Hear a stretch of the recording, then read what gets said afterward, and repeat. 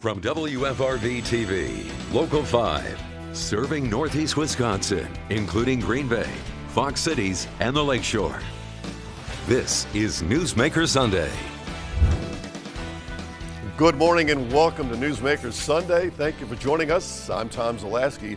Well, this past month has been a roller coaster for local morning radio listeners. First, November 28th, Murphy of Murphy in the Morning on WYXX retired after 32 years on the air.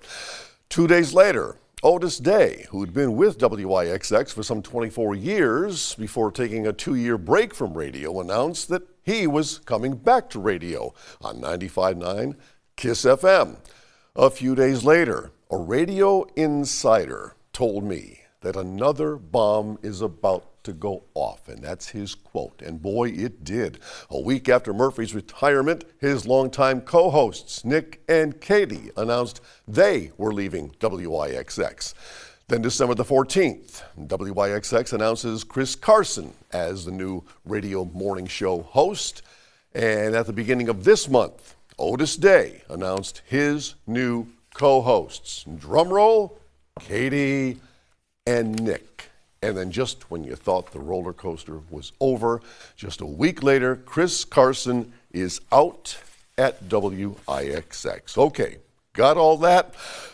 This morning, we have the three principals in all of this drama. Otis Day to my immediate right, Katie Shirk, Nick Vitrano. Good morning to all three of you. So great to have you here. Thanks so much. You know, normally on this program, I'm asking, as a television interview, serious interview questions. Today, I want to ask the questions on behalf of the radio listeners who've been asking me to ask you. And so I shall.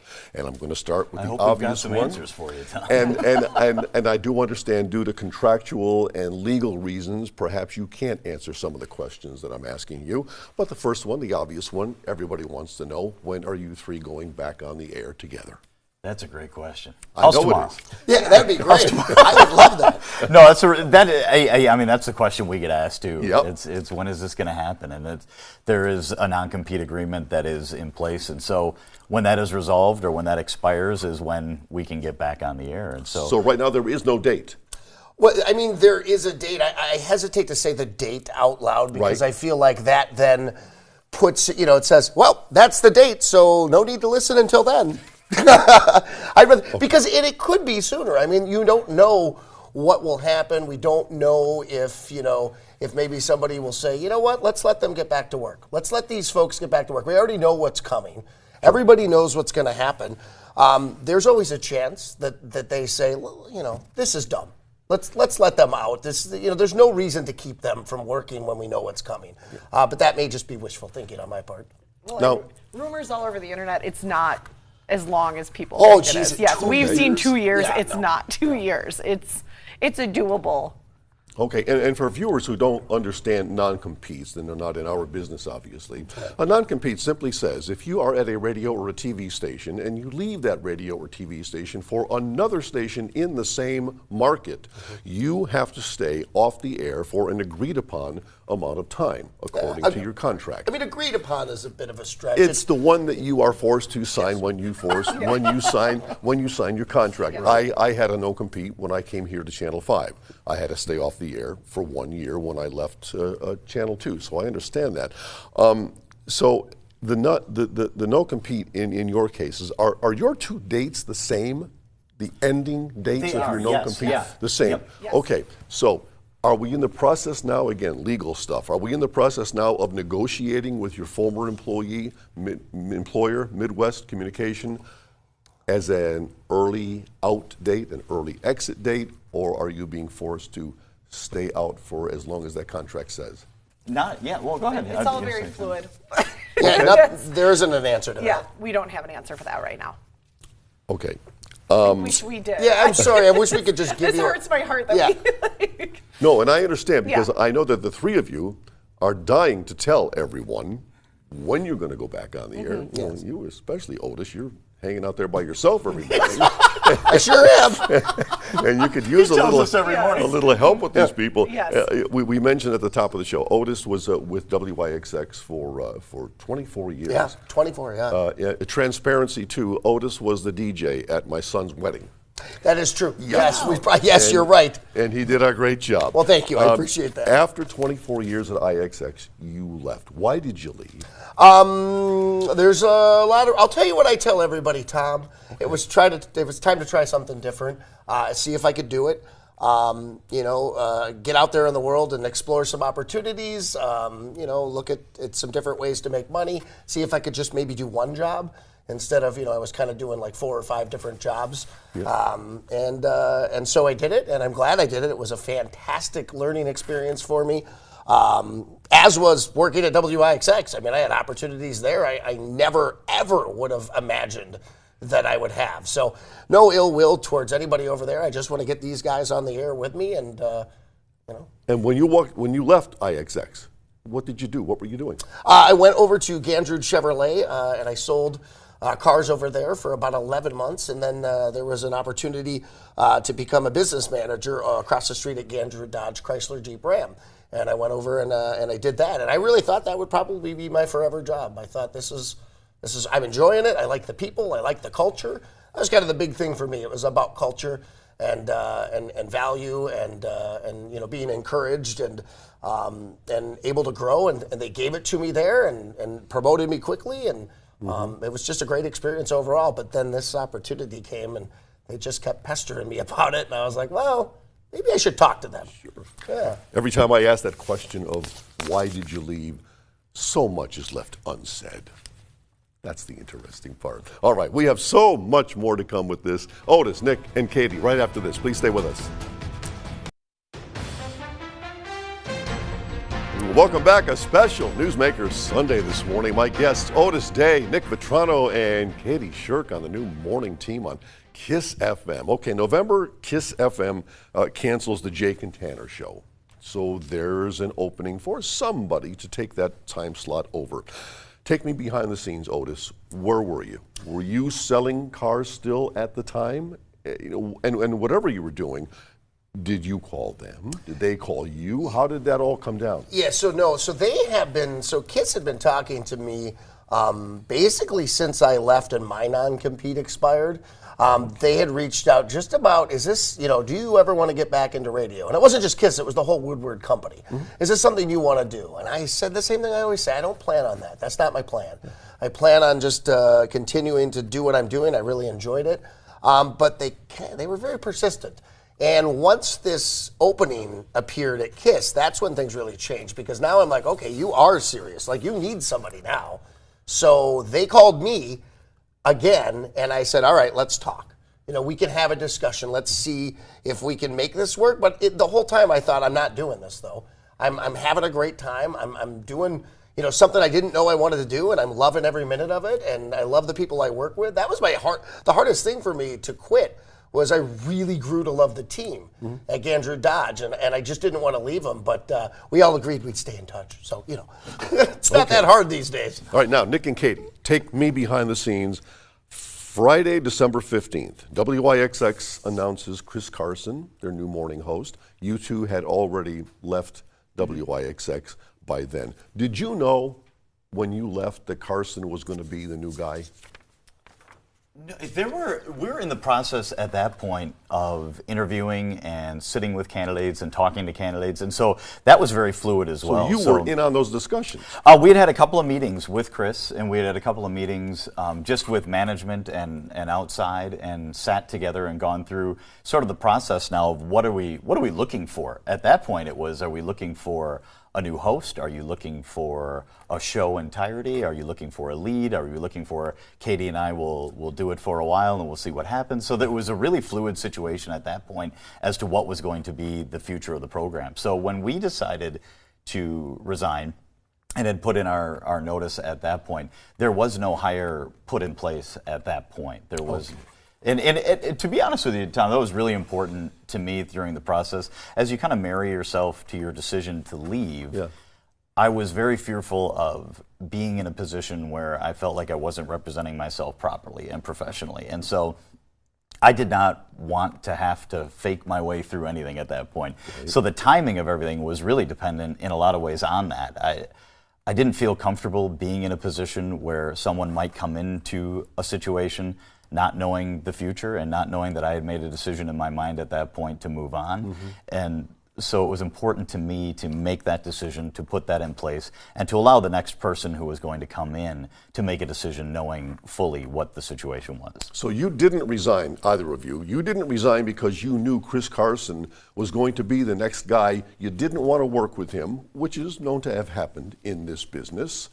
You made your decision based upon what's good for Katie and what's good for you. Absolutely. Yes. Absolutely. And it was, that's the question that gets asked too, timing of things. When did you make that decision? Yeah. It was a really difficult decision to make. As Otis had been there, was it 24 years? Yeah. I'd been there 21 years, 24 including like part-time, and it really was the only thing I'd ever done. I'd never really quit a full-time job before. I had worked at Schneider overnights to help make the radio kind of dream happen when I was really, really young in the business. So it was a really difficult decision to make in the beginning, just to start thinking, okay, what is this retirement of Murphy, what does that mean? The catalyst for reexamination, and to really start looking at what that meant for myself, for the future of the show, for my future just in general, in radio or outside of radio. It was an opportunity to really look at a situation and rethink it, and rethink your entire life at that point, really. The only thing you've ever known. Is this something I want to keep doing? Is there something I want to move on from? Is it going to be a situation that is going to be the two of us moving forward? Are we doing a new show? There was so much going through your brain and swirling around that it was an opportunity to really just re-examine everything. And the decision that I had to make that decision, was to move on and to then make subsequent decisions in my life and what that really meant for me. And then there's this guy. So when Murphy told you, long before he ever told the audience that he was retiring, on that day, did you two say to yourselves, this is it for me at WIXX? Or you were sincerely thinking, we can still stay here and we can still make this work? We were sincerely thinking. You were going to stay? Yes. Absolutely. Yeah. Yes, it was a conversation I know that I had, and I'm the more aggressive of the two, and it was a conversation I had with Murphy, saying, because he and I had been together for 20 years. He has been the only partner I've ever known.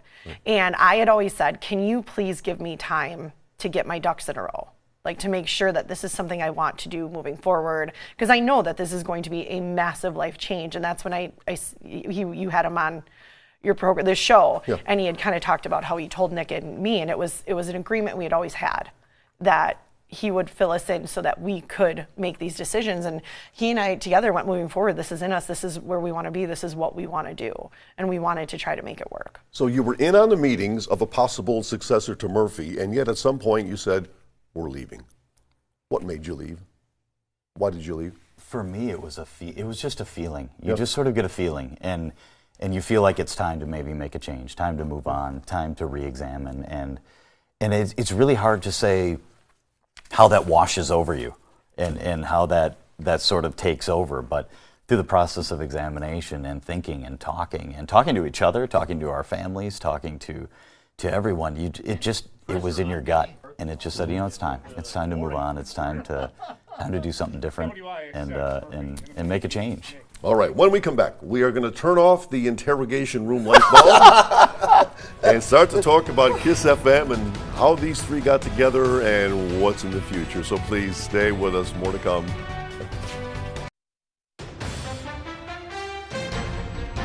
You have been hearing about it for a couple of weeks now. Nick and Katie joining Otis Day on KISS FM, and we've got the three principal players with us this morning. Have you three been having discussions about the new show?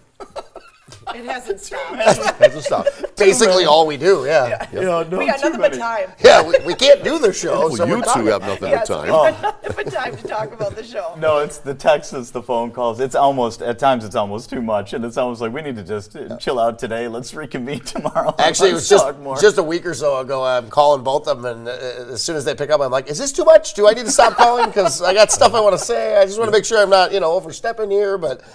we're talking a lot about the show. They're in the studio every morning, so they're there, which makes it fun, makes it entertaining, but not maybe for the listeners. So your new employer, Woodward Communications, Did they come to you and say, this is what the show is going to be, or did they solicit your feedback, your input as to what you would like the show to be? One of the things that I respected the most when we talked with Joe about it, he was like, I want Nick and Katie. And Joe is? Joe Moreau is our program director, brand manager. Okay. So he runs the show, and he said, I want Nick and Katie. I want Nick and Katie. And that was really important. I know. And it we're was to hoping me. Otis works Yeah. out. Yeah. I mean, I'm like, guys, I'm sitting right here. I don't know if he's part of the future of this or not. No, there's a lot of freedom, Tom, to just do what we do and do it how we do it. And it's really, really comforting. It's comforting to be with these two, and it's comforting to have that direction where it's just, you know, do what you do. Do what you do. You do it well, and we'll work from there. So, yeah, the jumping off point is very comfortable. Percentage-wise, how important is the music you play versus the banter among the three of you throughout the morning? I think it's very important to have both. I think it's really important. You need that you need that energy, you need that music, you need the hits, you need, that because you don't want no music whatsoever. Then it's just a talk show, and that's not what KISS does. But you also want some banter, and you want to have the interaction. And I don't have them now, but I've got guests filling in, which has been working out great. Thank you to all of the guests who have been filling in. Tom, you want to fill in? If your show wasn't on at the hour that it is. I got a couple of openings coming up. I mean, when you start going on the air, it's about the time that I'm going to bed. What's the genre, music? What are you playing? It's top 40, current-based top 40 hit music. So, a little bit of gold in there. So some older stuff you might know, but not too far back. Probably just the 2000s. And so who chooses the music? Eddie. None of us here. Yeah, I believe Eddie and Joe, the music director, program director. So. And who's your audience? Who are you hoping to reach? Who's the demo out there that you're after? KISS's demo is women 18 to 49, but Well, that's your demo. Well, don't tell my wife. But obviously with a morning show, especially with a full-service morning show, which is what we hope this is going to end up being, full-service, community-based morning show, we're looking for everybody to come to the table. We want the community there. We want them involved. We want them on the radio. We want them sharing their stories, sharing what they did over the weekend, sharing their fears, sharing their hopes, sharing their jokes. God, the listeners are some of the funniest people. I mean, you just got to let them talk. And so we're really excited to bring them along with the ride, and they get to be part of it. So. In a line or two, Otis, what do you bring to the table? What do you bring to the show? Well, I've got energy, and I've got something to say. I've got an opinion on just about everything. Okay. Sometimes that's going to clash, I think, with them, and that could be entertaining. All right. Katie, what do you bring? I bring an opinion. Yeah. I bring a very strong opinion. Even if people don't want to hear it, I say it. And I bring some conflict. Okay, Nikki, Yes. what do you bring? Yes. I'd say I'm inquisitive. I want to hear Otis's side, I want to hear Katie's side, I want to hear the side of the listener, and then I want to hash through it and weed through it and come to a conclusion. It's almost the middleman effect of like, well, hold on a second. Wait a minute. I bring a lot of wait a minute, which I think I basically monopolized an entire segment already of the program with a lot of wait a minute. It brings a lot of words. There's a lot of words. And you'll do a lot of those words in a very funny voice. Yes. Just humor. I think the greatest things that happen in life just happen because of life. Yep. You can't script it, you can't write it, it just happens. The things that happen in the daily lives of families in Northeast Wisconsin are better than anything you could have possibly ever written or conceived in your brain. Sure. And so I love to watch, I love to listen, I love to learn, and I love to just bring that to the airwaves and share the stories that are impacting people's lives. We're kind of all in this together. There's really nothing unique in the sense that we all go through these same things every day. Yep. And so it's fun to just ride along together in the car or at work or whatever it is and just talk about your lives. Stuff you can't make up. We are back to wrap up with Nick and Katie and Otis right after this. Back now with Otis Day, Nick Vitrano, Katie Shirk, the new morning team on KISS FM with us this morning. Are you guys going to do show prep every day? In other words, when you get off the air, when you do get on the air, after you get off the air on a given morning, will you meet? Will you game plan for the next day, or is it just I'm laughing wing because it? I wish you could see our wing of cubicle. Yeah. Like we are together. Yeah. It's impossible not to see each other. Basically, we're on each other, literally, like right on top of each other. But yeah, I think the one thing about us already I've noticed, and I know you did this with Murph too, is that show prep just is always happening. Show prep is constantly happening. There's texts back and forth about what we could talk about and this sort of thing. I'm taking notes in my phone. I would assume you guys are similar as far as keeping track of things that you witnessed or saw that you want to talk about or were part of. Yeah, it sort of happens all day long. You're kind of just prepping all day long. Show prep is life. Like, just living your life is a big part of show prep. And if you're willing to share your life on air, then you got it made. Yeah, so you're keeping up with the news of the day? I've read news before. I watch your news program. Yeah, it's fantastic. I really like you. Not at 10 o'clock. You're in bed by then. Well, not the 10. And then as we're driving in. Yeah. Okay, I just said, he's in bed by then. What time do you go to bed? I'm probably the early one. My target is early. I'm say, like 7:30 is the target. 7:30 in the where evening. It's like you're in bed. let's try, if this works out really well, have some sleepy time tea and retire but it's usually like 9 o'clock. Okay, 8. 8 to 8:30 is generally what's been going on recently. Yeah. And you're back and you're into work at what time? I get up about 3:10, and I'm usually there around 4-ish or thereafter, depending on how slow I'm moving that morning. So. All right, we look so forward to the three of you finally getting on the air again. Nick Vitrano, Katie Shirk, Otis Day, Kiss FM. Thank you for having us. Thank you. Thank you so much for being here this morning. What a thrill. If you have a newsmaker in your town you think we ought to have on this program, let us know about it. Send us an email to tips@wearegreenbay.com, or you can message us on Facebook. And be sure to join us once again Sunday morning at 7. Until then, have a great day.